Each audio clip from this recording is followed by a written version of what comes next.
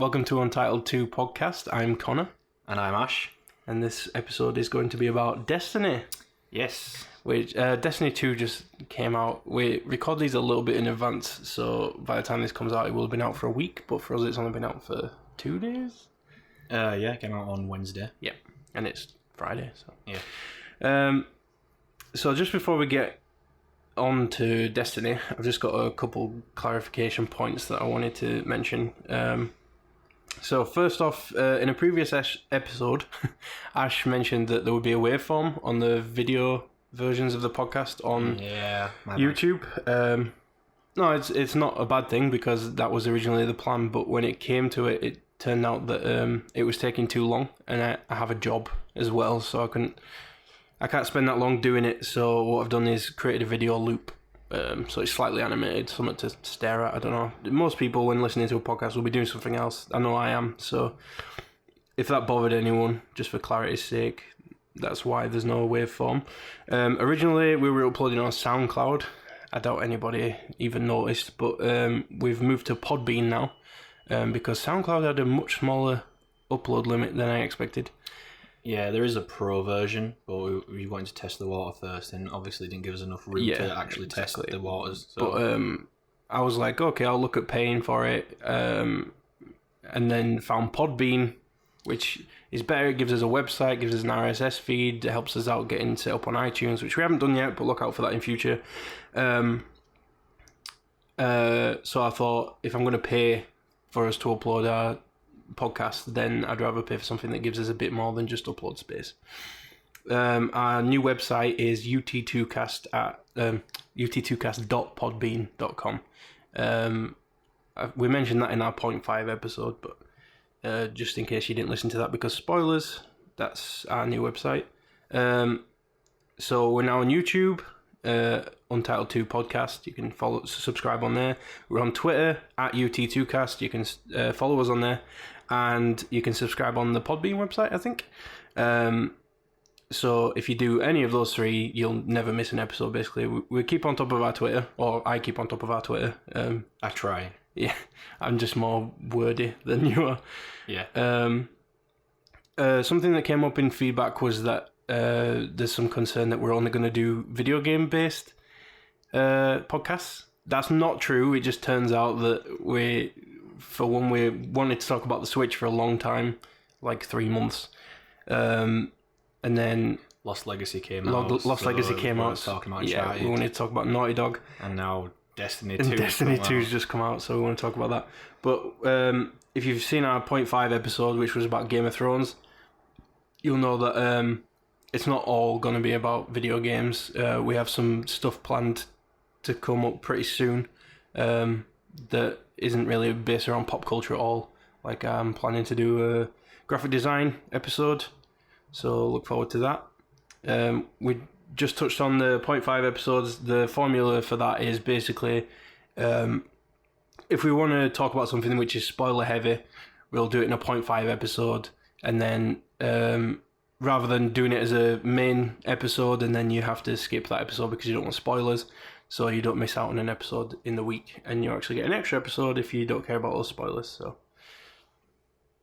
yeah, that's all the things I wanted to bring up. Yeah. Just a big stream of clarification there. It took me 4 minutes to get that shit out. So. Quite wordy. So yeah, now we can talk about Destiny. So before we touch on to Destiny 2, we're going to talk about Destiny 1 for a bit because we have a lot of memories. We played that for about 2 years. Yeah, we skipped the last year because the gameplay and the story was very stale. Yeah. We raided a lot.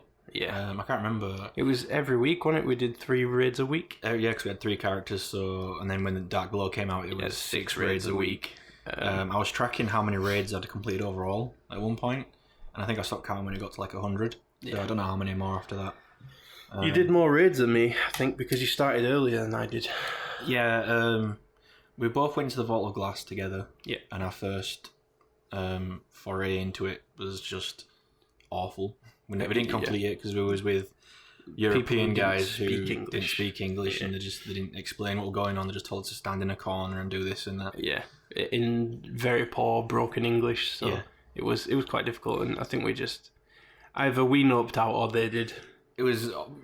Well, other people noped out, and then we was like, everyone's leaving, let's leave first. We don't want to be the last guys there, because then it'd be totally our fault. Eventually, we met a friend through a friend who was playing Destiny, and he had a clan. So we just joined in on raids with him. Eventually, we had a clan so big that we could do 2 raids at once. So we'd split into 2 groups, basically. Yeah. Which was pretty cool. And we'd run raids simultaneously. Yeah, and we've got a story about one of the members from that clan, which is why we left that clan to make our own clan. Yes, but I don't want to spoil that story right now. We'll get to that in like half an hour, maybe longer. Yeah, because there's a lot of stories for us to get through. Yeah. I think I basically begged you to get Destiny because you didn't have a PlayStation 4. Yeah, you kept saying for about a year. Probably less than a year. By the time Destiny comes out, you're gonna have a PS4. Yeah. And I think it was August time, just before Destiny came out in the September. I got a PS4 with Last of Us, as we've mentioned before, just so I could make sure I could play Destiny with you. I wasn't following it at all. I don't tend to follow hype for games anyway. I don't watch trailers or anything. Yeah, I know we've had many pseudo arguments about it because you don't watch E3, and obviously I do. Yeah. And it's not the hype that I want you to follow. It's the game itself. Like, it's up to you whether you decide if the game's worthy or not. Yeah. Because I don't buy into the hype. I'm looking forward to games, but I'm not following hype. I'm not getting overhyped. Yeah. If it comes out and it's rubbish, I won't buy it. Mm-hmm. But yeah, you weren't following Destiny, and obviously I were, because I thought it was... Well, you had a PS4. Yeah, and I thought it was looking pretty good. I got into the beta, which I think took place like a month or 2 before the actual release. Yeah, I didn't... Maybe a bit longer. Yeah. And I really enjoyed the beta. I got you to... I think it was at my house while I was playing it once, and it was the Sepix Prime strike. Yeah. Yeah. We were all under-leveled, and everyone kept leaving, but I was holding it all together. And so Destiny comes out, and we start playing it, and it was like love at first sight. Yeah, the first thing I fell in love with was the graphic design. The vector logos. They had a vector logo for everything. Factions, weapon manufacturers, subclasses. They were all very simple and geometric, which I really loved. I'm a big fan of minimalistic design, and Destiny had a lot of minimalistic design in it. This was just before I started my uni course as well, so it really fueled the fire for me to get back into graphic design when I remember those days before you went to uni, because we had so much time to do everything in Destiny. Yeah. It was pretty much like that for the first 2 years, because obviously you didn't have to stay at uni for very long. So as soon as you came home, it was like straight on Destiny. I was only in 2 days a week as well. Yeah, and so we'd play Destiny from the moment you got back from university until like 4 o'clock in the morning, until our fingers started bleeding. And I was like, I've had enough. Put a lot of hours in that. I think if I had to hazard a guess, my hunter character, which is my main, has got well over like 1,500 hours logged. Yeah, you had a lot more time logged than I did. Yeah, especially for one specific character, because you really enjoyed the hunter class. I started as a hunter, I think, just because I wanted us to be on, like, experience things at the same time. And then I saw warlocks blinking around, and I was like, man, that looks sick. And I got a warlock, and blinking is absolute shit. But I fell in love with the warlock, so I used the warlock for must have been 1.5 years before I finally made a Titan and started playing as a Titan, and then I really enjoyed the Titan as well. So Blink is really good in the Crucible. Yeah, but actually getting around in the game is really difficult. Whenever I played in the Crucible, I'd use the Arc subclass, and I'd blink around everywhere. Yeah, and I'd wreck people.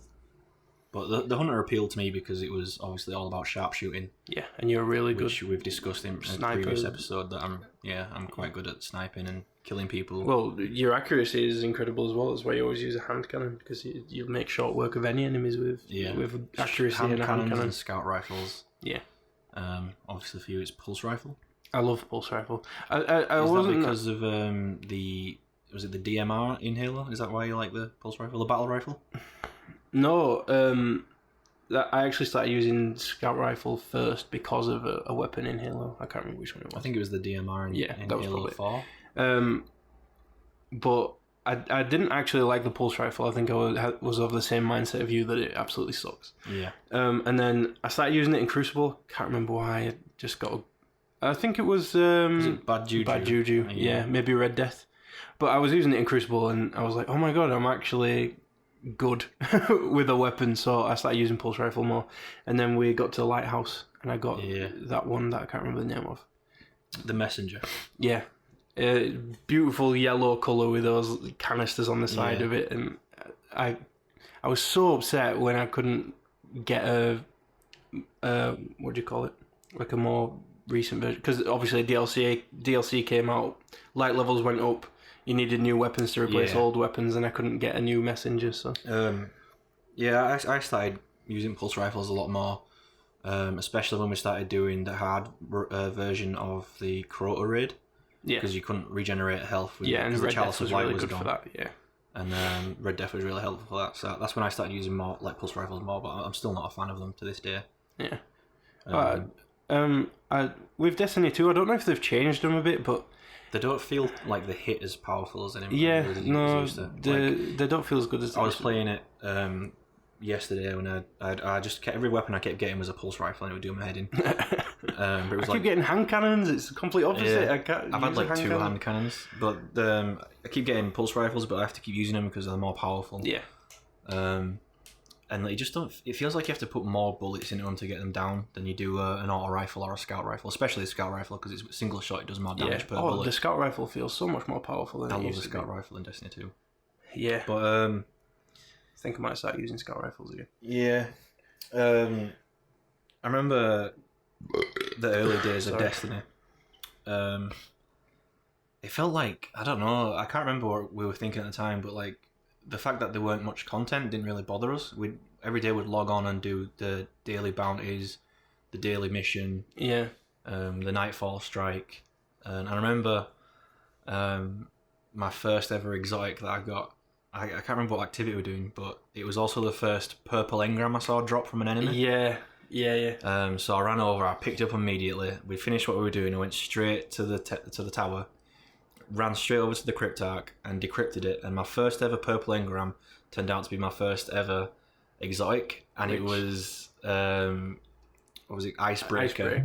One of the best exotics. It was relevant right to the end, and that carried us through everything in that game. Yep. Yeah, the whole story was just piss once you had that, because I'd just sit back and let you take care of it. We did the Sepic's Prime Strike, and it was like, oh, the spider's over there. Ash, get your icebreaker out. Yeah. And I'd sit there and I'd just be like, oh, just down. Oh, that one's down. Yeah. That was really lucky for you. I had so much luck in Destiny 1. Yeah. Oh, how many Hawk Moons you got, though? Yeah. You must have had, like, well over 10 Hawk Moons. By the time we finished playing, yeah. It was really funny as well, because like everyone that we were playing with wanted one. And I was the only person that had one. I didn't get a Hawk Moon until the third DLC. Yeah. But everyone wanted a Hawk Moon, and I was just sat there with like 5 at that point. I'd sharded obviously 4 of them because I don't need 5 Hawk Moons, I just had the one. I think by the time I got a Hawk Moon, they'd actually made it available in Xbox One versions. And we'd be playing Crucible, and we'd finish a match, and then right at the end with all the rewards that get dropped, I'll just get given a Hawk Moon, and then that's it. You wouldn't talk to me for the next like 10 minutes. You were so angry and stuff. Yeah, that was really shit. The only weapon I remember having a really hard time, in fact there was 2 weapons. The first one though that I had a really hard time getting hold of was the Galahorn, or the Yellowhorn as it's supposed to be pronounced. I remember but once you got it, it was weeks and weeks. Every nightfall we'd go in 3 times a bloody week because we had 3 characters. I'd be like, this nightfall is the nightfall I'm getting the Galahorn, and obviously it wasn't. And then when it finally dropped, I did like, it was very uncharacteristic of me, but I just dropped my controller and I just started screaming, yes, yes, I've got it, which made you laugh. Yeah. And then from that point onwards, it was like my go-to heavy weapon, as I'm sure it was for everyone else. Yeah, obviously. But the second weapon I had a really hard time getting, which I never ever got by the time we stopped playing, was the 4th Horseman.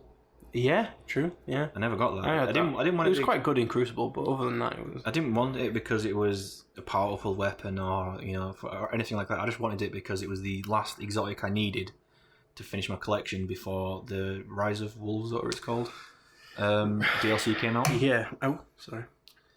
and so, but I never did get it. And it's not like I didn't try. We did 6 raids a week. Yeah.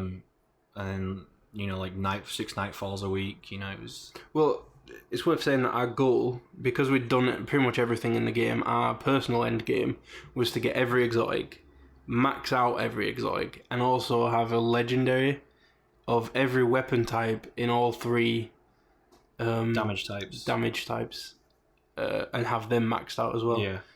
Which I think I got close to doing it, but then also we got so frustrated doing the same thing every week and never getting what we needed that we just stopped playing it. We also, part of our end game was to collect all weapons and armor from every raid. Yeah, for every character, yeah. But obviously the vault space wouldn't allow us that. Yeah. So, which was really. It wasn't just every raid though. It was like there was Iron Banner armor. There was was it Prison of Elders armor, which was gross. I went into like pretty much every single Iron Banner, but there was one Iron Banner where we was really like determined to max out our level. Yeah. And get everything we wanted. And that was the most frustrating, anger-inducing week of our Destiny lives. That was awful. There was some good laughs out of that, especially because in video games you tend to get more riled up than I do, or even David did. I think I exaggerate because I think it's funny, but then in hindsight I'm like, you look like an idiot. Stop doing that. I get when you're exaggerating. Yeah. Like when we're playing Overwatch and you score like. And I was like, Sombra. Yeah. That was funny. I got like you were just messing around. And like you're always. What I mean by like you're quick to anger faster than I am about games. Oh yeah. Naturally. And Iron Banner it was fucking you up something rotten. Was this the Jesus? Yeah. Yeah, this is where that came from. And you kept getting killed and you kept going, Jesus. It started out just like, Jesus. And then it was like, Jesus. And then there was that one, Jesus.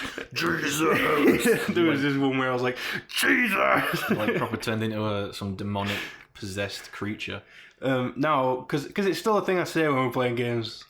Sorry to offend you Christians, but it's just something that comes to mind. How dare you take the Lord's name in vain, you ginger cretin. But, yeah, it's something I do all the time. If I'm having a hard time in a multiplayer game, I'll just go, Jesus.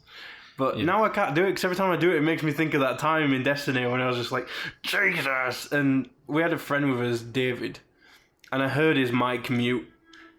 And I knew what he was doing. I knew he was just pacing himself, laughing.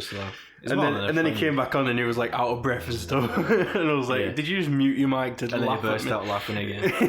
Yeah, David's more than a friend. Is our Destiny boy. Yeah, we'll get to this later, but once we made our own clan, we still have that clan because Destiny 2's implemented some kind of clan system which we haven't tried out yet. It's just gone live today. But that clan consists of me, you, and David, and that's it. I think is Danny in it? I don't think he is, no. Yeah, it was around the time where he stopped playing as often because of life responsibilities. Yeah. But it's worth noting that we made David get a PlayStation just to play it with us because he was on Xbox. Yeah, he was thinking of getting an Xbox One, wasn't he? Yeah, he was on Xbox 360 and he wanted to get an Xbox One to play it. But it was all like, nah, mate, get a PlayStation 4, come play with us.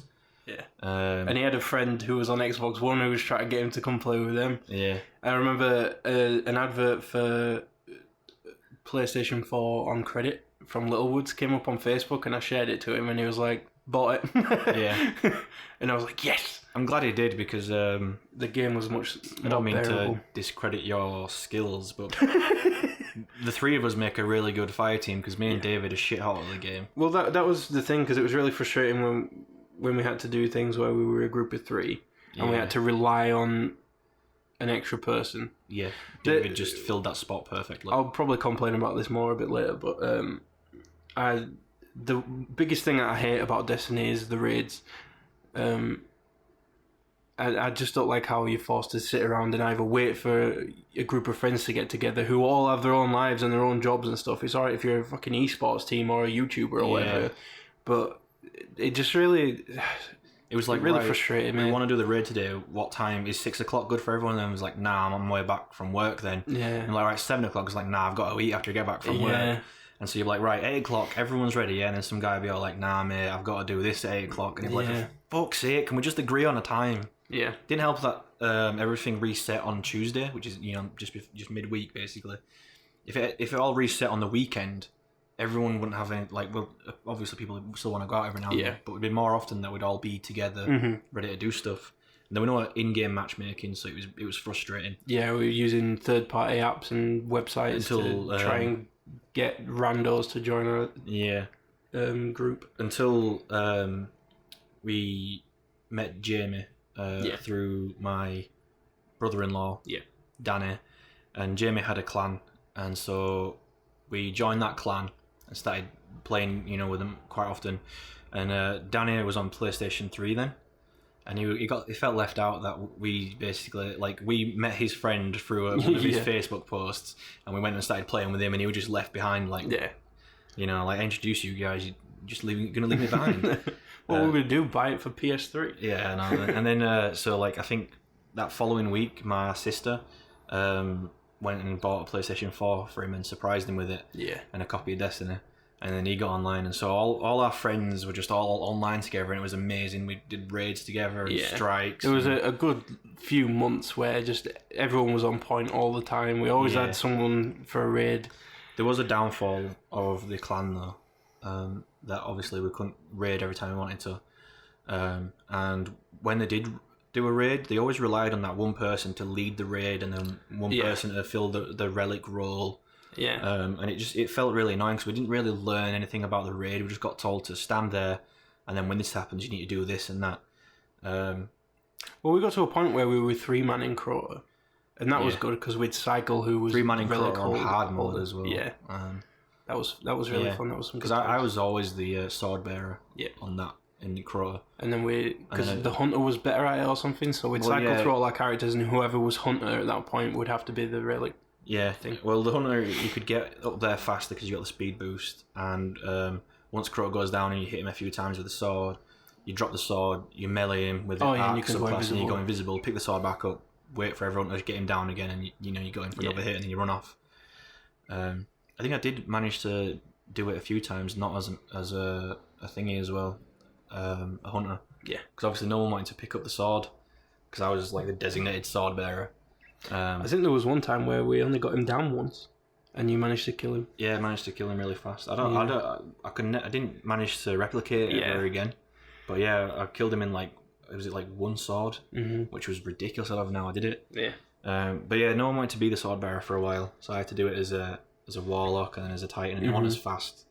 And I had to hit him once a few times, and then get down, wait for everyone to get up, and it took time off having to jump up and stuff like that. Yeah. But this was like after we left the clan anyway, and it was me, you, and David again. But in the clan there was this one guy who he was always leading the raids. He'd do raids even though he'd got all the loot from that raid on all his characters. They just wanted to lead people through it because it made him feel superior, like he was some sort of Destiny daddy. Yeah. And if it moves and it's not a guardian, fucking shoot it. He made the experience unbearable for us. Yeah, it was really We'd be horrible. Going through the raid for the first time, and so understandably we didn't know what to do, and we'd trip up every now and then, and it won't like he'd just be like, oh, don't worry about it, guys, we'll do it again. We'll respawn, we'll wait for our supers to recharge, and we'll go at it again. Next time you'll get it, don't worry. Third time lucky, all that shit. It won't be. That's what you were like when you were leading raids. Yeah, because I understand, like, people are new, like, not everyone can raid, and everyone's got all these friends and stuff. And so when we were leading through the people through the raid, even if we died 20 times at the same point, I was still like, don't worry, mate, you'll get it eventually. Last time went really well. But no, this guy was just a fucking grade A piece of shit. Yeah. It was the Crota raid. It was just, you might think we're a bit harsh calling him things like that, but just wait for it. Just wait. It was the Crota raid. It was the first section where you're in the abyss and all those thralls are coming at you. And there was a few of us that weren't at the proper light level. We were just under, so we weren't as powerful as the rest of the guys. And then they'd get taken down really fast. And people, understandably not wanting to leave the teammates behind, would try and go back, fight them off, and then get the guy up. And he just turned around and he said, if it fucking moves and it's not a guardian, shoot it. And that was it, mate. We fucking hated it. We got past that, and then he was still being a complete cunt and stuff. Yeah. But it was, the best thing about it was New Year's Eve. Yeah, I was at your house. He was at my house. Danny was around. and we were on the clan WhatsApp. Yeah. And the same guy that was being a dick to us sent us a picture. He was at a party, and it was like, I think it was like a dress up party, and it was dressed as a woman, and it was supposed to be just like a cheeky, oh, look at me, I'm dressed like a woman, like, you know, make fun of me sort of scenario. Like, it was very light-hearted. And so me and you saw it first, and then we showed Danny, because obviously Danny hated the guy as well, and we just wanted to be like, look at this clown dressed like a woman. And then Danny's all like, no way, I know that guy. And I was like, really? He doesn't live anywhere near? He's like, no, I know him. And it got us to ask Jamie how he met him and stuff like that. And it turns out Danny did know the guy. Well, you should say how he figured out that it was the same guy. Well, Danny knew a guy who were missing a finger. Yeah, blew it off with a firework. And Jamie was adamant at first, like, no, it's not that guy, mate. There's no way. There's no way it's that guy. Known him for ages. He's like my best friend. He's been around my house. He's like my best friend. And then Danny just texted him back, like, is he missing a finger on his right hand? And then it took a while. Like, I saw Jamie typing and then obviously deleting his what he was typing out. And then like 5 minutes later, he just went, fuck. And the reason why it was bad, do you want to tell this part? Well, no, you know the story better than me because you're more involved with Danny. The reason why it was bad that Danny knew this guy was because the same guy went to prison because he had pictures of children in certain scenarios on his computer. Yeah. He had straight up child porn on his computer. And then obviously he got out of prison, he moved away, and he changed his identity. Yeah, he changed his name and stuff like that. It's a stupid name too. It was a very stupid name. And that's how Danny knew him. Because obviously Danny went to the same school as him or something like that. Interestingly enough, my mother used to babysit for his sister and him at the same time. And my mum was told not to leave him alone with his sister. Oh, man. Which is a bit weird. So, that was the time where we was doing regular raids with a paedophile. Yeah. And then he joined a different clan, didn't he? We saw that he joined a different clan. He joined a different clan. And at first I was like, I'm going to message him and I'm going to tell him because everyone they need to know who they're playing with. No, weren't we raiding with a guy who was still talking to him? Yeah. And this guy, he sounded pretty young, so we were like, how old are you? And he's like, oh, I'm 16 or 14 or something. And we were like, are you still talking to... I don't know if so-and-so. Yeah, so-and-so. And he's like, yeah, he helps me with raids all the time. And I'm like, mate, just stop talking to him now. He's a Class A paedophile. He's done time. The funny thing about it is he told everyone that it was an accident that he had the images. He was on LimeWire and he downloaded something and it ended up just being something different. Yeah, but he took his laptop to Curry's to get fixed. And I don't know how it happened. Because I've heard a story where the police, because he did something dangerous with the fireworks and the police went to his house and seized his computer in case he were making like explosives or something. And they went through it and they found it all and he went to prison because of that. But he tried to tell everyone that it was a mistake. He downloaded the wrong thing and he just put it on his hard drive and it was like, so... Yeah, but he said he deleted it and it left ghost files behind and... I was like, mate, you don't bullshit us. Yeah. He was playing with this young kid, so we told this kid and then we checked like a few days later and he was no longer in that clan. Yeah. And then it was another clan, I think I messaged them as well to make sure that they knew who he was. Yeah. Because it's not fair that you can just go around like that and... treat people like shit. Treat people like shit after all. That's what... Because it was funny on New Year's and everything, but at the same time, it was so infuriating that we let him treat us like shit for so long, and the guy was fucking pedo. Yeah, and if we'd have known, we'd have just told him straight up, like, listen, you fucking kiddie finger. Yeah. Get your fingers out of us, you dickhead. No, that was an interesting thing that came from fantastic Destiny. Story, though. Yeah. It was just one for the grandkids.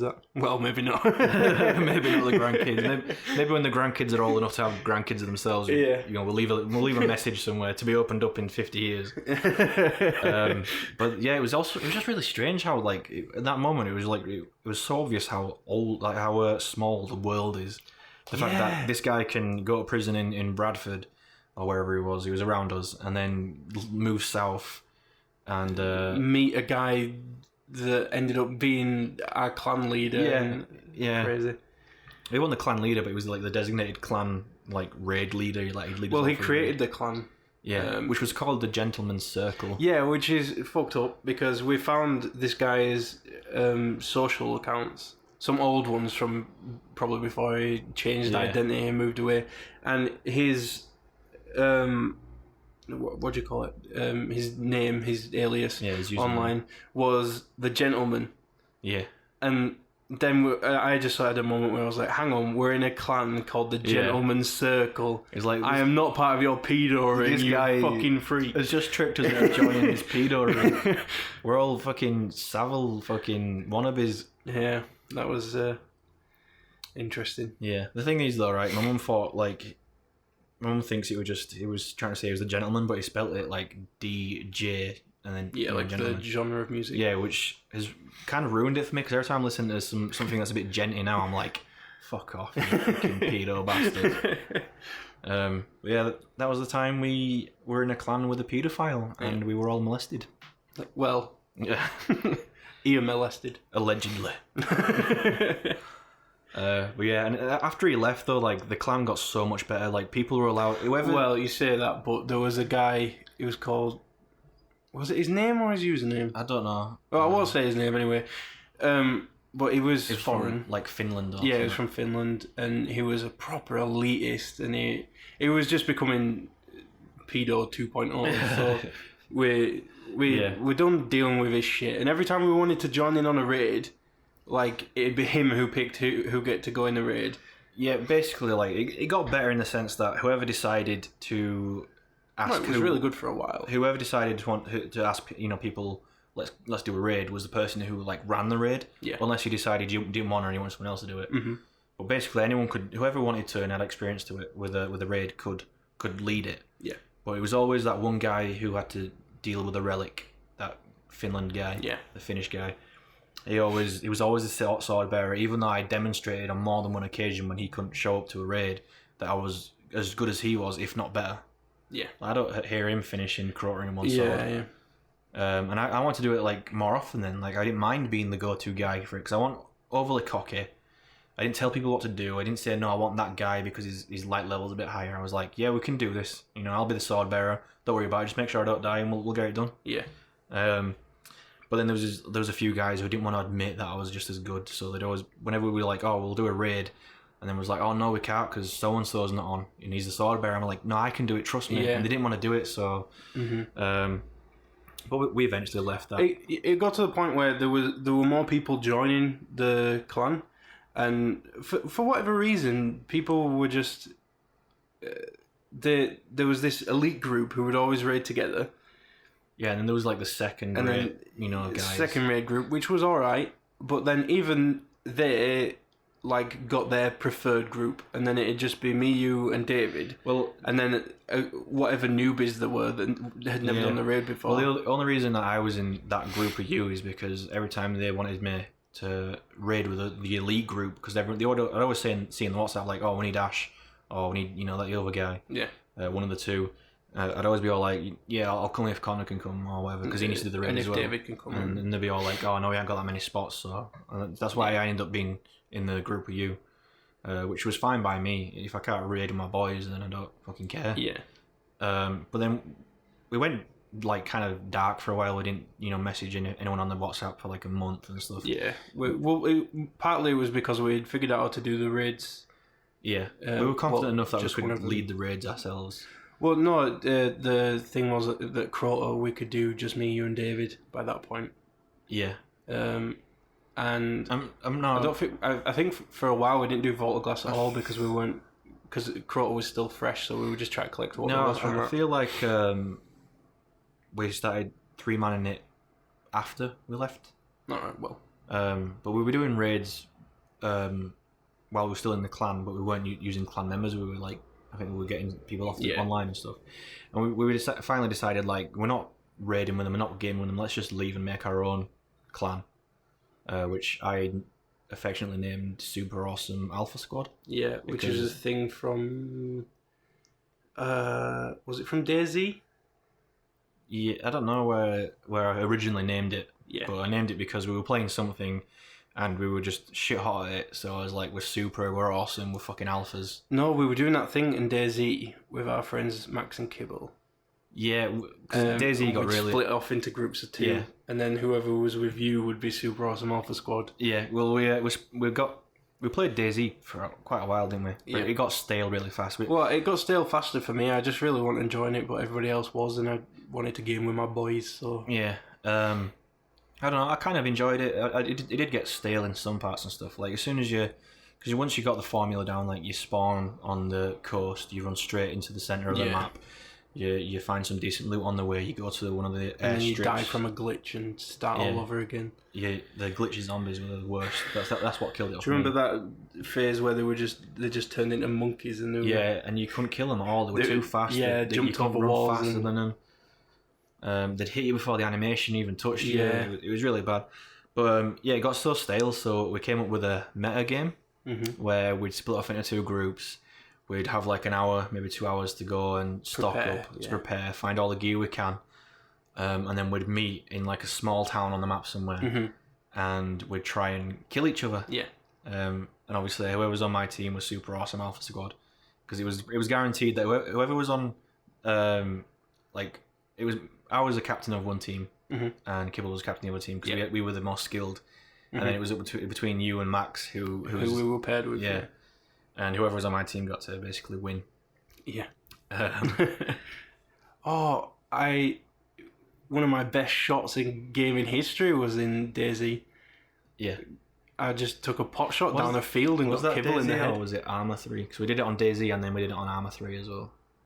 I'm not sure. I'll have to find the video again. I'm sure it was Armour 3. I recorded it anyway. It's on Facebook somewhere. But yeah, that's where Super Awesome Alpha Squad came from. Yeah. And then obviously it became the Destiny clan as well. And then it was just me, you, and David. And we'd help people through the game, for the raids. Yeah. My favourite people that helped through the raids were like Americans, like not young Americans, or young anyone, because fuck those guys. How dare they be young and youthful, it's stupid. To like older Americans, I really enjoyed helping them through the raid, because they were more grateful for it, like, the guidance and stuff. We had a few bad guys. I found it was most like our best experiences were with non-Americans, because a lot of the time if something went wrong, Americans would be the first to blame somebody else and not accept responsibility for what they were doing. There was a few people that were like that, both American and non-American.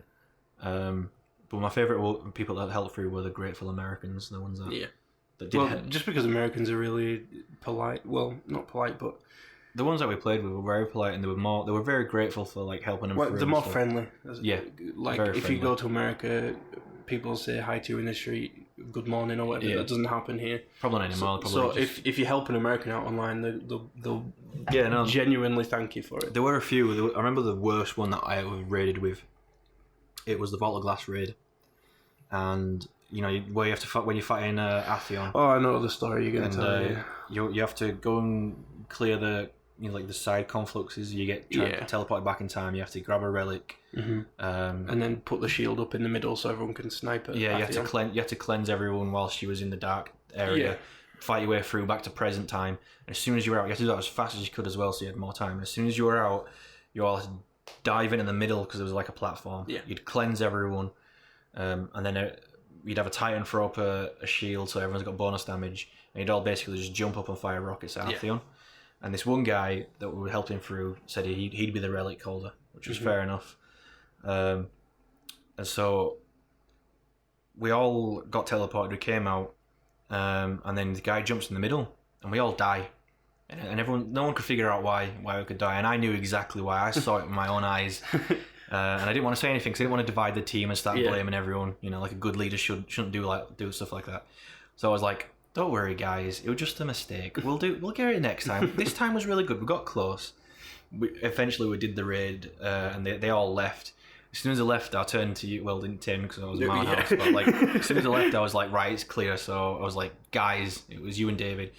I know exactly why the fuck we died that one time. It was that stupid ass fucking American guy who was the relic holder. He dove in the middle of the fucking room and he went into his menu. He didn't put the shield up. He went straight into his fucking menu. I've got a screenshot of it. I'm going to upload it later tonight.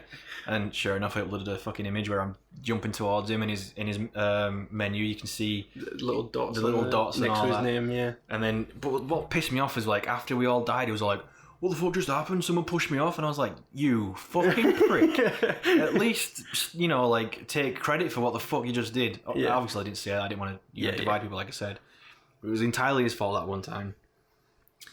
But yeah, I felt like I was really relaxed. Like, that helped me a lot to, like, be able to relax myself fast, like, helping people that haven't played it for the raids. Because we fucked up a lot. We died a lot. And it was really, a good exercise in being calm, just to be like, we'll get it. Yeah, sometimes we'd have 6 weeks in a row where we'd boss both raids 3 times every time, and then just 1 week, same crew that we had the last week, we won't be able to do it. And I think there was that. You're talking about that one time we were doing the Crota raid. Yeah, and it was just impossible. It took us hours to do it. Like 6 hours. It was really glitchy. Like, Crota would be up on his little walkway, and then suddenly he'd just teleport down, and he'd be running at us. One time he was inside the crystal room with us, and he just slammed his sword down and killed every single one of us. Yeah, and like, that was really fucked up. Every time we got close to it, a glitch had happened. Some glitch had happened, and we'd get fucked up. I swear down, right? To this day, I think that's like some sort of social experiment that Bungie did, just to see how I would react. And eventually people left. I can't remember if we ever actually, if we persevered and did it. I think probably me, you and David were up for it to keep going. I think Danny had to go because he had work in the morning. Yeah. But we got somebody else in, but they only had half an hour or something. Yeah. Jamie was with us as well, and he had to leave because he had, work engagements and stuff in the morning. We probably did do it. But yeah, we did Crota like more times than Vault of Glass, I think. Yeah. But we got so good at Crota that we eventually started 3-manning it just on hard mode. Yeah. And without dying as well, which was where we got our platinum trophy from. But like we didn't set out to get the trophy. One day I was just looking for my trophies, and I realised the only trophy I'd left was Flawless Raider. Yeah. And I said to you guys, like, oh, that's the only trophy I've got left. And then you checked and was like, same here. And then David was like, oh yeah, me too. And so we were like, well, we should go for Flawless Raider then. And then we all kind of went, yeah. And so we didn't do it for like every week we'd keep it in our minds, but then as soon as someone died, we'd be like, okay, stop being careful, just get it done. Yeah, we'd be like, oh, maybe this week we'll get Flawless Raider. And then obviously it didn't happen, so we were like, fuck it, we'll just carry on. Yeah. But then like just a switch was flicked in our brain one week, and we was like, right, this is the week we're going to get the Flawless Raider. And we tried it a few times. I remember one time we were doing it, was because the only way to do it and ensure we didn't die was to cheese parts of it. Yeah. We were cheesing the bridge section, and we all climbed that big fucking tower, which was really tricky, and I was a hunter at the time, so it was even harder for me. Yeah. But you and David just floofed up there. Yeah. Well, you floofed because you were the warlock, and then he was the titan. And whilst I was up there, while we were waiting for everything to despawn, I was celebrating and just doing double jumps. And David running in circles, and he got his shoulder charge built up, and he just shoulder charged to where I was about to land on purpose, and he just flung me off the fucking map, and I died. And David just started laughing, and you were laughing, and I was just super silent. Like, I was so angry. I mean, I want to think back now, it was hilarious, but I was so angry, I was like, fucking hell, mate. But anyway, we had to back out and do it again, reset it and do it again. But we eventually did it, and like, I don't know, the trophy popped, and I think that started some sort of bug inside me to get more platinums. Yeah. We talked about this a bit in the Naughty Dog episode. Yeah. I think it was just an amazing feeling to get the platinum, and I hope we get the platinum in Destiny 2. I looked at the trophies, and it seems less trophies, isn't it? Less trophies, about 15. Yeah. So yeah, you got one earlier on my PlayStation. Yeah. I don't know what that was for. I think I got one yesterday as well. I don't know if I told you. I ain't got any on it yet. I think it was called like the People's Champion or something like that. I think it was for doing public events. All right. Okay. Well, we need to do that soon anyway for your third subclass. Yeah. Well, this is a good time to segue onto Destiny 2, I reckon, unless you've got anything about Destiny 1 you'd like to add. I don't know, I feel like we should talk a bit about why we stopped playing it, but I've sort of touched on it. It just got stale. We were doing the same thing every week.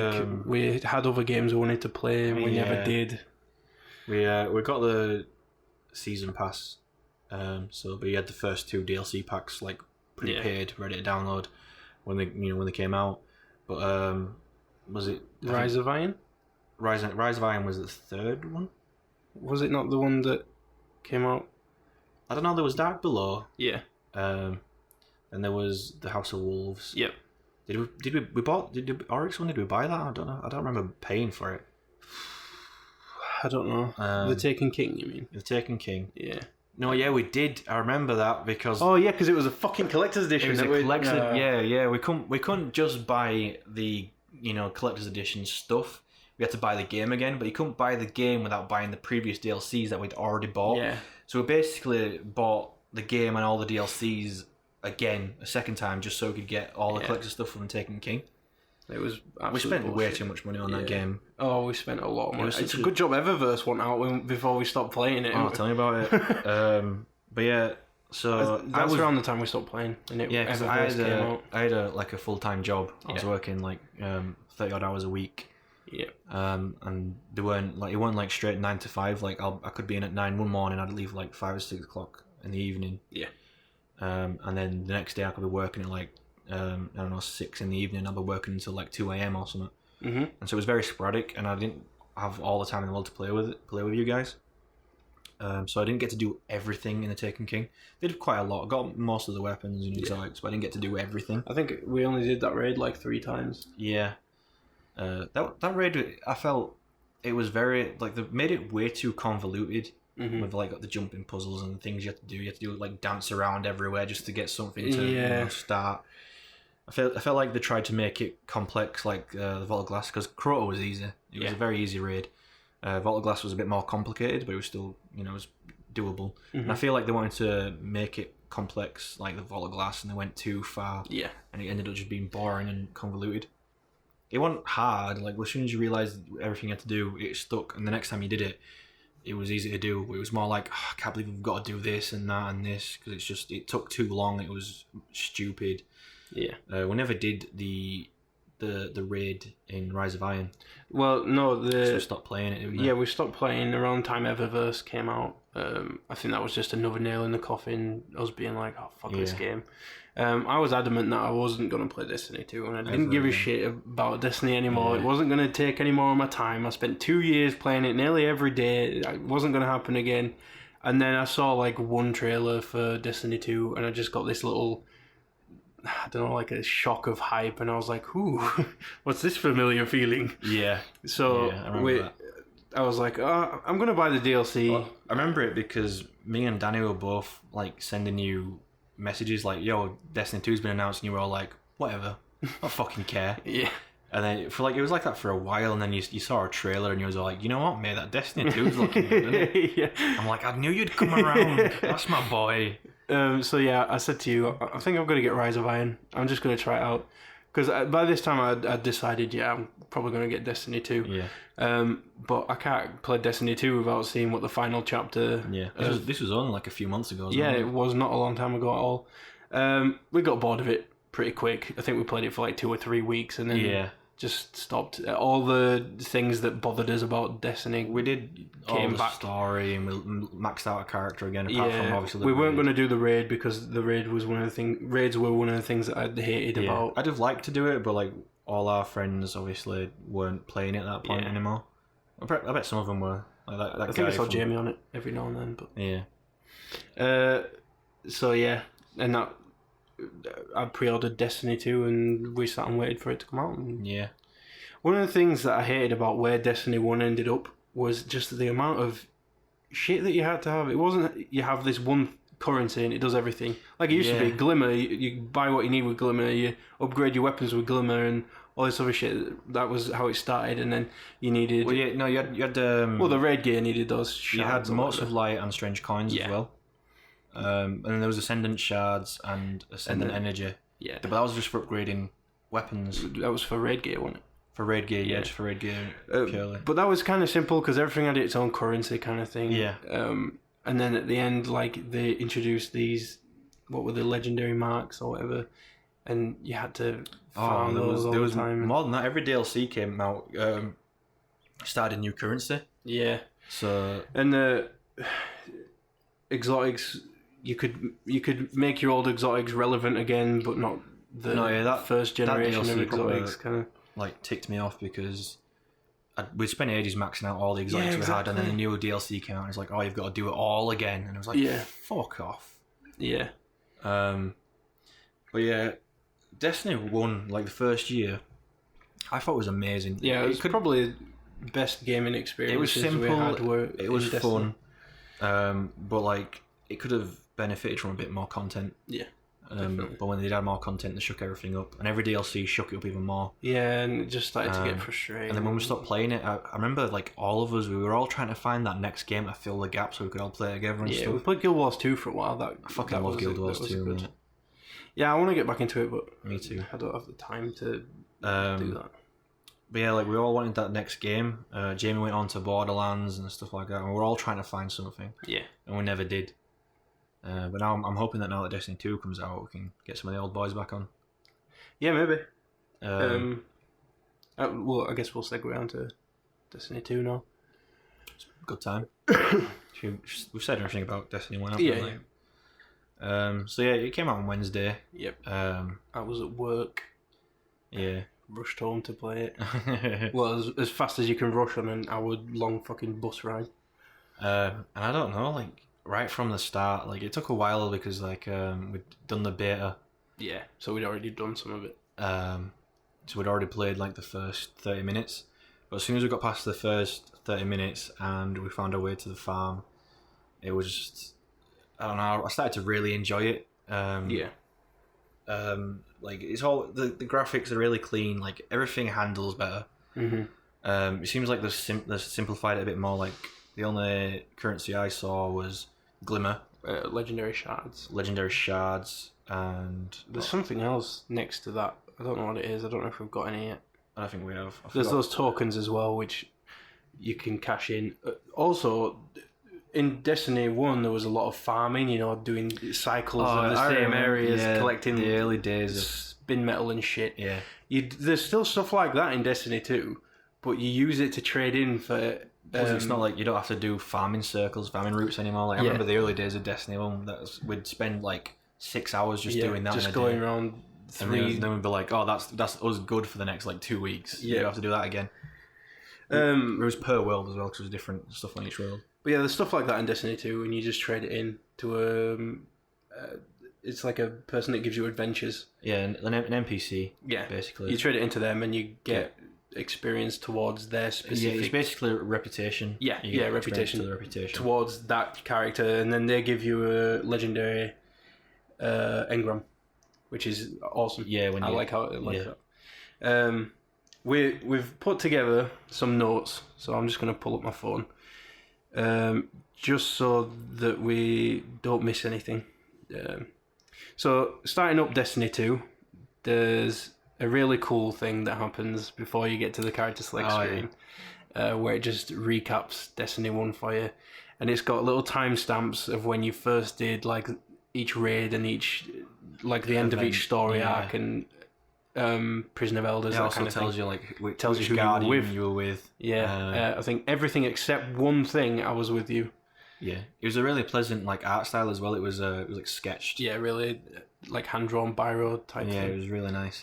When I saw that, I was like, oh yeah, man, I remember that. Yeah, really cool way to bring you back into the game. You can view it from your character screen. Yeah, you can view it at any time. It's called the journey. Like view your character's journey. Yeah. But what I really liked about that is when you got to the end, you went to a white screen and there's a little button in the prompt in the bottom screen was like start your new journey. It wasn't a white screen. It was like an illustration of the tower. Yeah. Like a really busy tower, and then it was like start new journey. Yeah, and it was like next thing you know, tower's being blown up. Yeah. So these aren't in any particular order, our notes. So we may go off of one point onto the next one pretty randomly. So one good thing about Destiny 2... Yeah, this is my favourite change. Which wasn't in Destiny 1. Well, we should talk about how it was in Destiny 1 so that you can understand why it's so good in Destiny 2. So in Destiny 1, when you went on like a big like 6 hour long strike binge and you saved up a bunch of engrams. Yeah, and your postmaster's got a shit ton of engrams postmaster's as well. Got a shit ton as well. You'd go to the Cryptarch, you'd make sure all your highest gear was equipped. Yep. you'd decrypt one of your engrams, and if it was higher than what you're currently wearing, you have to equip it. You'd equip it, and then you'd decrypt the next one. Yeah. This brings your light level up, and the higher the light level... it brings it up faster. The higher your light level, the higher level of the equipment that you get from the engrams. The system took into consideration the gear you were wearing. Yeah. But not what gear you had. So if you put on some white gear that you saved from the start of the game, you'd start getting green gear. Yeah, you'd get really shit things from the engrams. Yeah, you won't get green gear from a purple engram, obviously. But in Destiny 2, apparently now it takes into consideration all the gear you have on all your characters and in the vault. Yeah. You don't have to be wearing any of it. If you complete the game with your main... and your main is level 20, really high power level, really high level gear on the character and in the vault, and then go on to a new character, get to the point where you're opening up engrams, it'll be a really high level engram based on that other character that's already getting high level gear. I mean, there's a chance that you still get really crap stuff, like because it is still a roll. Yeah, it's still a little random. Die. But you're more likely to get better gear. Yeah, because of what you already got stored. So there's no real way to segue this, I guess, but there's a new weapon system. There's a segue. Well, we'll go on, segue it. Talking of precious loot, there's a new weapon system for all that loot. Should let you lead this portion. Weapon system. Yeah, new weapon system. So initially in Destiny 1 you had a primary, which was scout rifles, assault rifles, pulse rifles. Secondary... hand cannons. Yeah, I know you don't like them. Is shotguns, sidearms later into the game. Sidearms, fusion rifles. And then heavy weapon, which was rocket launchers, heavy machine guns, and then swords. Swords later on, yeah. Don't think there was anything else. No. They've scrapped that. But the thing I liked about that was you could have a primary weapon of solar power, a secondary weapon of void power, a heavy weapon of arc, and then deal with any enemies that comes at you. Can't really do that anymore, but I don't know if it's such a bad thing. It's not really a bad thing. It's a trade-off. Like, you've lost the ability to have a third weapon of elemental damage, but now you can have like a scout rifle for a primary. And then your secondary, which is called energy weapon. It's kinetic, energy, and then power. Yeah, so you could have a scout rifle in kinetic slot, which would have no elemental damage. No, yeah. In your energy slot, you could have another scout rifle, which has arc damage, and then so both of those slots are basically primary weapons. So you get sidearms, which were secondary weapons, but they are primary now. Hand cannons, scout rifles, all this other shit, and then fusion rifles, snipers, shotguns, rocket launchers, grenade launchers, swords, and heavy machine guns. Have we seen heavy machine guns? I haven't seen a heavy machine gun. I've seen an exotic of heavy machine guns. They could be in. Yeah, they're all power weapons. They're all power. So if you... There's a bit of a trade-off there where you have to decide, do I want a shotgun or do I want a rocket launcher? But I'm so happy that that's a thing for multiplayer. Yeah, I remember the good old days when you got a Matador 64. Yeah. And you rolled it until you had two very specific perks on it. Yeah. And then you'd run around the map, you'd slide on your knees, and you'd shotgun people to death. And that was all it took to be good at the Crucible at that point. That's not really a thing anymore. So... I don't know, I don't use shotguns. It's a bit of a shame that I can't have a rocket launcher and a sniper, but then the snipers... In Destiny 1, sniper was, if your rocket launcher ran out of ammo, you'd go straight to your sniper because it was... basically cycle back for your weapons. Rocket launcher, sniper, then straight and then to primary. Yeah. So it's cool, I like it. It's new, so obviously there's a few things I'm not used to about it, but I see what they're going for, and I think it's a good decision. I like it as well. Okay. But... the thing I don't like about snipers being power weapons now is in Crucible. In Crucible, yeah, because you're an absolute boss with a sniper. Beast with a sniper, and I think I've got a video somewhere where this one guy kept trying to out-snipe me. I just stood in the same spot, and every time he flew over, I'd be like sniping him out of the sky. He'd think he'd be clever by going behind a crate. I'd lead him and snipe him as soon as he popped out of the crate and stuff. And speaking of Crucible, there's a few changes. It's no longer 6v6. 4v4 now. Yeah, I like that. I don't know. I'm not very good with multiplayer. I probably won't play Crucible that much, but I do like the teams are smaller. I like it because if you've got a team of 4 friends, which is easier to get together than a team of 6 friends. Exactly. It's easier to coordinate between you. Yeah. But if you're playing with random strangers, you'll be on your own a lot because, like, unless they all decide to like start following just one guy, which has happened a couple of times when we were playing Crucible, which was good. But like I've seen it a few times. Well, I've experienced it a few times where we'd spawn in, I'd start running this one way, and one guy would follow me, and the other 2 guys, they'd just go in completely opposite directions, and we'd be... That one guy following you was probably me. Yeah. But also, they've got rid of... Like, before it was... you could choose to do control, deathmatch, stuff like that. Yeah. Now they've got rid of it, so that it's just 2 playlists. There's a quick play playlist, and then there's a competitive playlist. So it's kind of like every single hero-based shooter or whatever now on MOBA. Yeah. I haven't played competitive yet. I don't want to play competitive. I'm going to see how brutal it is. I can't see it being as hardcore as Overwatch. Yeah. But I played a lot of quick play. I've destroyed a lot of people in quick play. Yeah, you're just generally really good at shooters. So. But I really enjoyed it, the fact that it's 4v4 and stuff. Yeah. You've played it a bit, haven't you, the Crucible? Yeah, because I needed to get to level 11 and we didn't know to do the adventures. Yeah. Which we went on to do anyway. So we were playing Crucible and the XP game was really sluggish, so we gave up on that. Yeah, you didn't get a lot of XP. No. Much like you didn't get a Sparrow. How's that for a segue? Well, it's a nice segue, but you have to skip something on the list. Sure, we can go back. Okay. Well, don't forget it. It's not in particular. Anyway, you don't get a scarecrow. Scarecrow. You don't get a Sparrow. There was a bit of a debate about how it could be a random drop. But that's not been the case for us. Well, you got it as a random drop. But only because I reached level 20 and Tess Everest had some shit for me. What was it? A crystal engram or something? Bright engram. It gave you 3 bright engrams. I'm not level 20 yet, so I haven't done that. But you got level 20 today, and you got a Sparrow, which you haven't tried out yet. Currently, the only way I know of to get a guaranteed Sparrow is to finish the game, and then Amanda Holiday becomes a vendor, and you can buy one off her. Yeah. So I think it's a good thing that you don't have a Sparrow. Yeah, well, the developers themselves said that the reason they chose to do this is because they made these handcrafted areas now, and they're really big, and there's a lot to do in them, a lot to look at, and it's just nice for people to run around on the ground, not zipping past it like 5,000 miles an hour. Do public events, find secrets. Yeah, you can see stuff. Fight your way through enemies instead of ploughing through them. And there is secrets, because if you open up the map... You're testing the pop filter there. If you open up the map, you will see that, first of all, there is a map now. Yeah, the map is fantastic. Or the director, as they call it. Yeah. But you'll see these little symbols on it, which mark interesting locations. It's usually like a cave that you can go in. I didn't know. Did you not know? No.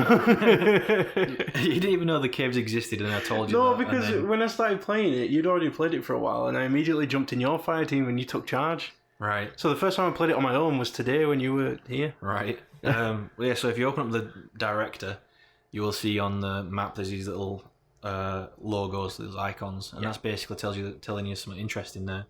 So you go over there.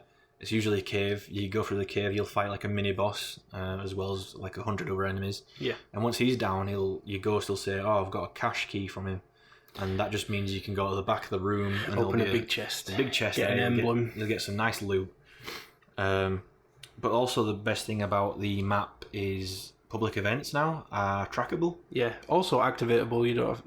I mean, it'll show you a timer if one's starting, but also sometimes you'll go to an area and there'll be a banner. And you can hold square on that banner, and then there'll be like a 1 minute timer. Yeah, there are some like that. There are ones that just happen anyway. Yeah. Which show up on the map, and they have a timer, and you can. I can't remember if in Destiny 1 you could just avoid it. Like if you went into the area, it just popped up, and like you've entered the public event. Until you shoot something that's from that event, it didn't actually say you were part of the event. Right, so it's still the same. Yeah. All right. Yeah. But yeah, being able to track things on the map is really good, because I remember when we first started Destiny, it took us a good while to get used to all the areas. Yeah, we had. And if we were looking for something that we read online, and it'd be like, "Oh, go to this area with this specific name," and there was no map to look at for the name. Pull one up. We started using third-party websites to track public events as well. Which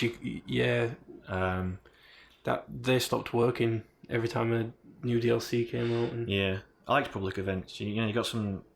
You could get some decent gear from it, but you couldn't get exotics. Proper nailing this segue bullshit, aren't you? Go on, what we got? I'll let you take this one. Okay, so we pre-ordered the game, so we were going to get Cold Heart, which is an exotic linear fusion rifle. That's where it says. But we don't have it yet, because you have to finish the game to get it first. And because I was slightly disappointed when it said, "Oh, we'll give you an exotic." Like, what do you mean you'll give me an exotic? Yeah, you and a lot of people. I've got to work for exotics. That's the whole point. That's what our end game was in Destiny 1, was to work for the exotics. And I remember when you got Icebreaker, how easy the game was just because we had that. So what if we all have Cold Heart? And it was like a really boss fucking exactly. exotic, and it was easy. So either it would suck because they don't want us to power through the game, or the story would be a much shorter journey because we'd just plough through it. It is worth noting that so far what we've played, we have been given 2 exotics in the story mode, but like after about 50 minutes, maybe a bit less, they've become irrelevant. Yeah, they're irrelevant. This is because Infusion is still a thing, which I really didn't like. Is it called Infusion? Yeah, I really didn't like in Destiny 1, but maybe just because it changed the game so much. Yeah. I think with Destiny 2 starting off with Infusion a part of the game, a lot of the mechanics will be working around that rather than Infusion being shoehorned into the game. The reason I didn't like Infusion in Destiny 1 is because you needed like so many legendary marks plus the weapon and all this stuff, whereas it looks like in this one all you need is some glimmer. Yeah. Well, you need legendary shards. Legendary shards. Which you get from sharding legendaries, which are really easy to get. Alright, they're really easy to get. So, yeah, the fact not too easy to get, you've got to work for them, so... Yeah, but I mean, once you get level 20, you'll be getting legendaries quite Well, the thing is, you can hand those tokens in, get a legendary engram, and then shard everything that's crap in that. Yeah, exactly. So that's really cool. You said what I wanted to say about we've got exotics, but they became irrelevant quickly. They didn't like propel us through the game or anything like that. I got a helmet from a warlock, which it doesn't seem to do anything. I don't know. It's not very exciting. It looks okay. I was just excited that I got an exotic. I didn't read where it did. Yeah. I think.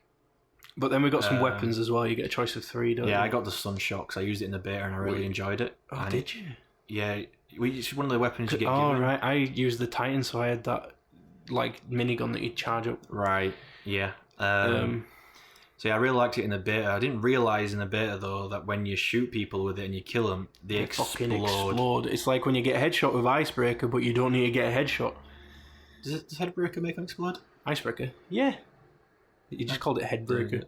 Icebreaker, sorry. If you got a headshot with Icebreaker, it made them explode.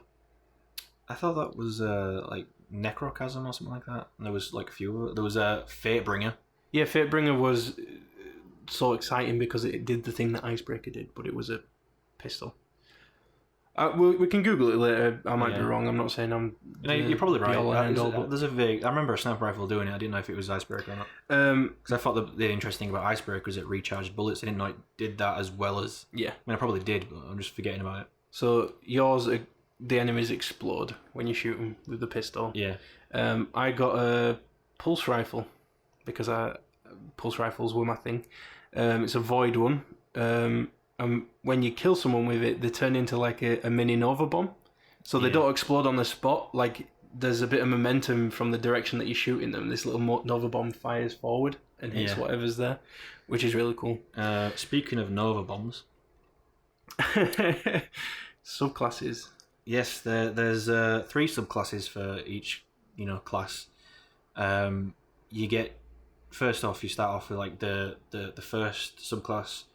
You start off with one that's familiar from Destiny 1. Yeah, the first subclass you get given in Destiny 1.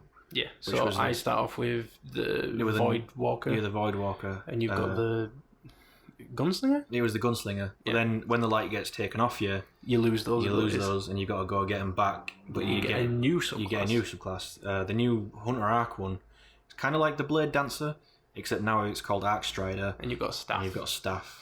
The Warlock one is you get a broadsword, which I thought, well, what's the point? It's basically just Arc Strider if I'm going to be swinging swords at people. Like the was it Sunsinger subclass? Is that what you call this? I think I used to call it Sun Slinger because you used to throw those mini suns at people as grenades. Is that what they're called? Yeah, I think so, maybe. And you could revive with that one in Destiny. Yeah, you can't. That's not a thing anymore. You swing your sword and it sends like a slash of fire in an arc at enemies. Tensor, Zangetsu. Yeah, yeah, exactly that. For those. And the Titan one is the Void, but you don't have. Did they get? You get a shield. Yeah. Yeah, no, yeah, it's the Void one had the use the big bubble. They don't have that anymore. They've got a Captain America shield, which works exactly like Captain America's shield, and they've shamelessly ripped it off. Yeah. But the thing that I enjoy the most about these new subclasses is that every class has its 2 skills that are cross subclass. Yeah. So you can use it regardless of whether you're using Arc Strider, Gunslinger, or the Void one. Yeah. So there's 2 interchangeable abilities. It doesn't matter what subclass you're using. And it's mapped to the circle button? Yeah, it's mapped to the circle button. So for the Warlock, which I'm using, if I hold circle, I'll put down a Well of Light, which is like an area of effect ring. I've got it set to heal me at the moment. It also gives some bonus shields.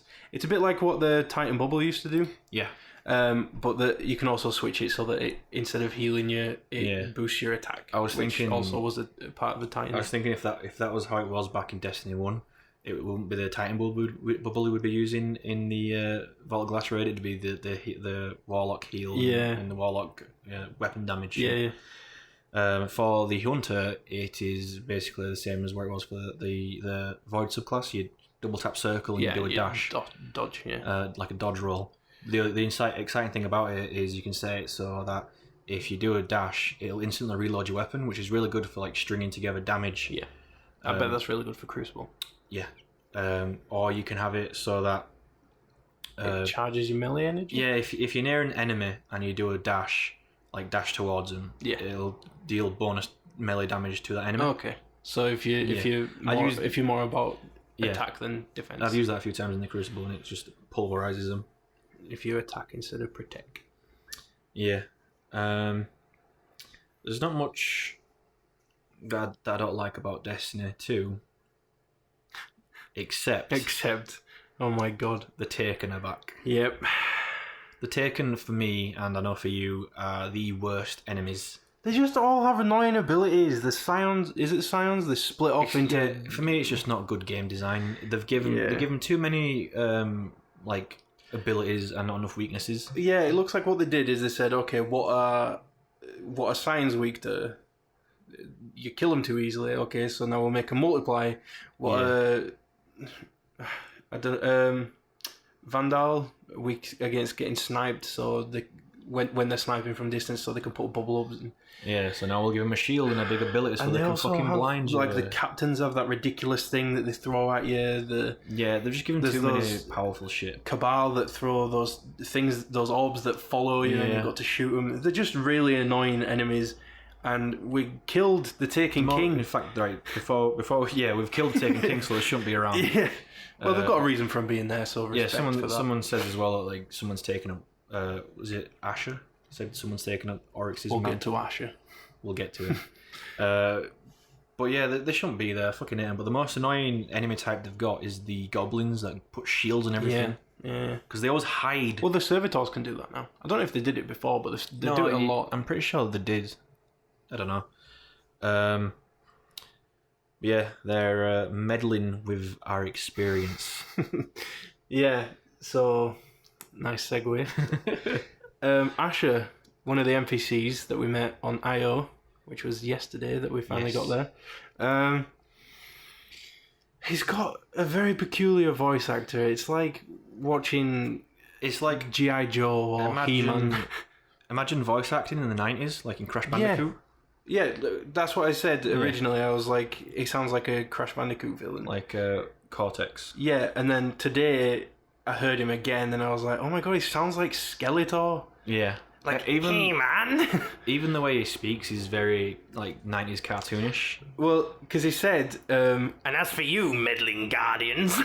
And I was like, oh, that's exactly... He sounds like he's a villain from Scooby-Doo. Yeah, you said to me, right, like when we finally meet him, if he's got like white hair that's like all spiked up and goggles and stuff like that, you're going to like flip out. You don't have goggles, He's got the spiked up hair. He's got crazy white hair, and he's got a mechanical arm. Yeah, it looks very steampunky for do so. I'll never get used to his voice. It doesn't fit into the game at all. No. And people used to complain about Peter Dinklage voicing Ghost.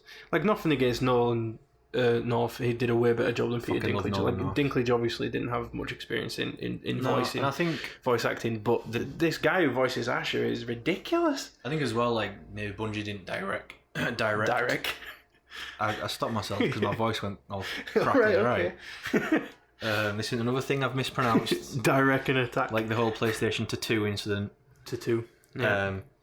I don't think Bungie directed Peter Dinklage very well.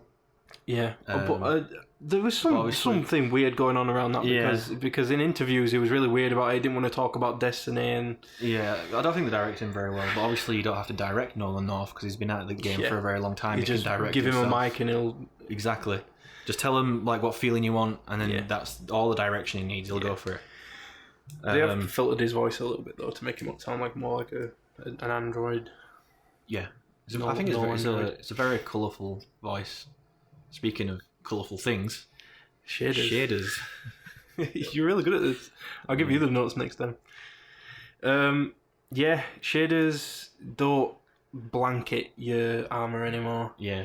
You can apply them to individual armor pieces, as long as it's rare and up. I think it might be legendary and up, but I'm pretty sure. No, I think it's rare. Yeah, I think it's rare. I think I've seen it rare. So you get an individual shader. I think the first time I got some, I got 3. Yeah. So I can put them on 3 items. So if I want to mix and match shaders, I can, which is cool. I guess. I don't know. I probably would just use the same shader across all my armor pieces anyway. But the interesting new thing that they've added is you can put shaders on weapons. Yeah. Change the colour of the weapons. Yeah, weapons. Sparrows. Yeah, when you got your Sparrow, you were playing around with it and you noticed that you can put shaders on it and make it look absolutely fucking sick. And it seems like they're stackable as well, but there's also a lot of slots, so I'm assuming like this time next year, that's going to just be filled with a shit ton of shaders. Yeah. But they're like single-use items, so if you use up all that one shader, you've got to go out and collect it again. Yeah. Whereas in Destiny 1, you can take them off and on again. I'm not sure about this because I haven't used the shader yet, but when you hover over the shader slot on a weapon, it opens like a little inventory. So I'm thinking if you apply a shader to that weapon, it uses the consumable, but it's still there as an option on the weapon. So if you replace your shader with a different shader, and you don't, it gets boring or whatever, and you're like, oh, I wish I'd kept the other one on, you don't have to find the other one again, you just open that shader inventory and switch it back to the other one. That's cool. I think. It'd be cool if that was the thing. Which is definitely a level up from Destiny. Unlike the new guns in Destiny 2, which don't level up. Yeah, which you don't have to level up. I'm sorry, I'm ruining all your segues by pointing them out, but I'm thoroughly impressed. I bet they're not that good. But there's people thinking, fuck me, this guy does segues so bad. Do you know who does really good segues? Fucking Greg Miller, who used to work in IGN. He does, what's it called now? Kinda Funny on YouTube. Right. He did really good segues. He nicknamed them Gregways. That's cool. But yeah, the weapons don't level up anymore. Yeah, you don't have to individually level your weapons. None that we've had so far. Yeah. But this is cool because we already touched on this earlier. You don't have to go and farm materials to level up your weapons. Yeah, and once they are leveled up, some DLC is not going to come along and unlevel them for you. Yeah, you'll just have to infuse the ones that you want to keep, basically. Which I'm really glad about. Yeah, I'm really happy about that. It makes infusing less annoying. What you're not doing anymore, you're not farming materials anymore. You're farming weapons that you can shard to get legendary shards. Yeah. For infusing the next weapon that you want to infuse. But yeah, I really hated back in Destiny 1 when you got a new exotic and you want to level it up, but you're not really good with it, or you just don't like how it fires or anything like that. But you're forced to play through strikes and stuff just to level up, so you're forced to be bad with it for a while. Yeah, or you do what everybody else does and you use all your motes of light. I don't think you could do that at first, though, could you? Well. No, I don't think so. DLC. But I think that's why they got rid of the whole level up system, because people would just put gear on and then hold square on all the motes of light until everything was maxed out. Yeah, I didn't want to do that though, because completely pointless step. I was saving all my motes of light for when Xur showed up, so I could potentially get the fourth Horseman, but I don't think he sold it while I was playing it. I think he sold it a few months after we stopped playing it, and so I'm fucking kicking myself because of that. Oh. But yeah, what's your like overall impression of Destiny 2? Is it filling the hole that Destiny 1 left? Is it like making up for things that Destiny 1 didn't? Honestly, I think we might have to do a 0.5 episode about this another time. Not because it's spoilers, but because it's so fresh. It's not enough to fill a whole episode just to recap on it. Yeah. But at the moment, I feel like you said it's too fresh. Like to get an accurate read on it. Yeah, because when I got the DLC for Destiny a few weeks ago, I was like, "Oh, this is awesome! I'm playing Destiny again. It's so cool." And then I just stopped. Yeah. But I think it's definitely filling a hole that was left somewhere around the second DLC for Destiny. It's fixed a lot of problems that I had with it. Yeah, I think it's just a better game. I'm really excited about it. I want to keep playing it. But then again, we haven't even finished the story. We don't know how repetitive and boring the end game's going to be. We don't know how much extra content they've put into it. So we haven't even reached the end game yet. So. Yeah, exactly. Yeah, I think I'm feeling the same. I'm really enjoying how clean the whole like UI is. I'm really enjoying how the weapons handle now. I'm loving the sound design. I was firing a scout rifle yesterday, and it just sounded punchy and amazing. But yeah, I think I'm in the same boat. It's too early to tell, but so far, I mean, I think I'm confident in saying that it's looking good. Yeah, I think I might enjoy it. We've yet to play with David as well. Looking forward. Yeah, nothing against David or anything, but Destiny started off as our thing, and it was something we did together. I just kind of wanted to experience it again, just me and you. Just us two. Yeah, no, I understand that. Plus, David gets a bit. David. He gets very energetic. Yeah. Yeah. Animated. Very animated. I was thinking of. Yeah, I don't think I've got anything more to say on Destiny 2. I'm really happy with the discussion we had. It's got a lot of things off my chest that I don't just things I didn't really get a chance to talk to you with. Fuck me. Talk with you about. So I guess before we wrap this episode up, we should talk about the creative challenge. Yes. So I think I've seen the creative challenge. Yeah. Unless I did, I've forgotten it. I showed you it earlier. Yeah. So the first one. So I've split the creative challenges up on our plan into visual and audio. So our visual challenge is to create a custom ghost skin.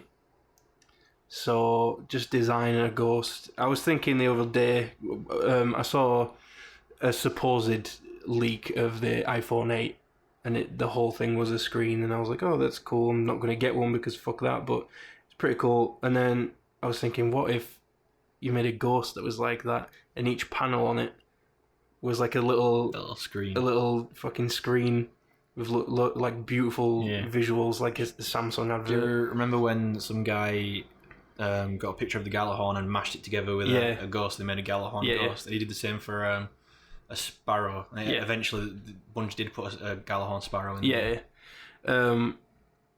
So make a custom ghost skin. For our audio challenge, I started off with like, create a soundtrack that fit into the world, and I'm starting to think, I don't really understand audio as much as you do. Yeah. I don't understand how big of a process it is, but I'm starting to realise how naive I am, just being like, create a soundtrack, create a full track. It's stupid. So I want to try to make these challenges a little bit smaller, thinking about things that I know that you would enjoy doing. As in you, Ash, because I know you like playing around with audio effects and stuff like that. Yeah, I love sound design. So what I was thinking is those audio files out there could create a new alien or weapon sound. Yeah. I would like to, I don't know this though, for any guitarists out there with access to recording equipment, if you can do what Misha Mansour did, and we'll do a gent version of the Sepix Prime theme tune. Yeah, that was really cool. Choose a theme. They actually used that, didn't they? Yeah, they used it, which I fucking love that song. It was great. Yeah. So choose a theme from Destiny 2. Yeah. Also, if you don't want to do that, but you do want to mess around with the sound effects, you could do what was very popular a few months ago, where people were getting the gunshot sounds, effect sounds that's from a really cool idea. Overwatch and making songs out of it. Yeah. You could do something like that with the Destiny weapons. Yeah, I would love to see that. Because there's some very interesting guns out there in Destiny with very interesting sound effects. Yeah, that exotic pulse rifle that I got. Yeah, it has like a gravity well sound at the end of it. There was a sniper rifle in one of the Destiny 1 DLCs where when you fired it was like a big like dubstep power down noise. Yeah. Yeah. So Icebreaker as well had an interesting sound. So from either from Destiny 2 or Destiny 1 or both of them, just like do something like that. Just earlier when I told you what the creative challenges would be, you said something about like a VST pack or something that would be useful for making alien sounds. There's a plugin called Dehumanizer 2. Yeah. And people use it for like movies and video games. You basically you'll record yourself growling or roaring or whatever, and then you'll go into it and you'll edit it, and it's really powerful as well. You can make some really gnarly like zombie noises or dragon. So if you are going to make an alien sound, maybe look into that. If you already have it, that'd be amazing. Yeah. And obviously we'd love to see that. And if you don't fuck me, what's wrong with my... Anyway, if you don't take part in the creative challenge this week, but you are working on something while listening to this podcast, because I know I like to listen to podcasts while I'm working on something, then send me it, whatever it is. We'd love to see it. I think that's it. I think we can wrap this one up. Yeah. Thanks for listening. Yep. Really appreciate that. We'll catch you in the next episode. Yep. Bye.